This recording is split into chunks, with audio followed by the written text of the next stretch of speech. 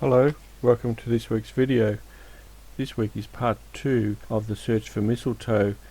Part 1, we were up at the in-laws' place around Christmas. On Christmas Day I went for a walk and found a nice small mistletoe on the ground, which ended up as a ball, a sphere, in part 1.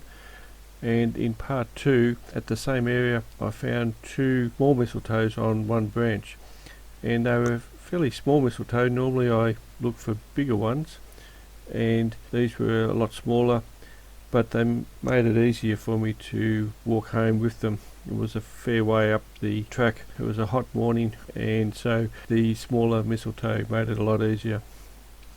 Anyway, I got them home and I put them on the lathe, cleaned them up, turned them down so that I could fit them into a pot, and then I put some resin into them. So I had 2 of them. One ended up being an egg and the other one ended up being a bowl, which you'll see shortly.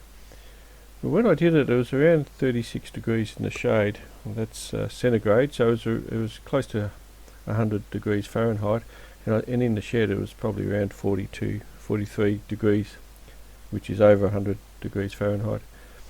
And I shouldn't have done it, but I was pretty keen to put the resin in. So you'll see later when I'm doing the bowl, instead of the resin coming off as ribbons like it normally does, it was coming off as chips, and I ended up, I put a glove on. It was certainly hurting the hand until I got it turned down.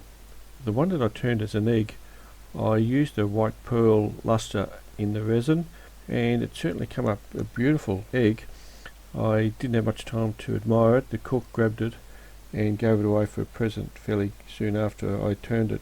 The bowl, I mixed a copper colour, and I did that for half the bowl, and I was hoping to then put some white coloured resin as the rim of the bowl. I just wanted to highlight the rim in a white colour. So I did the copper resin, and then because it was such a hot day, I went for a bike ride around town, and that nearly killed me.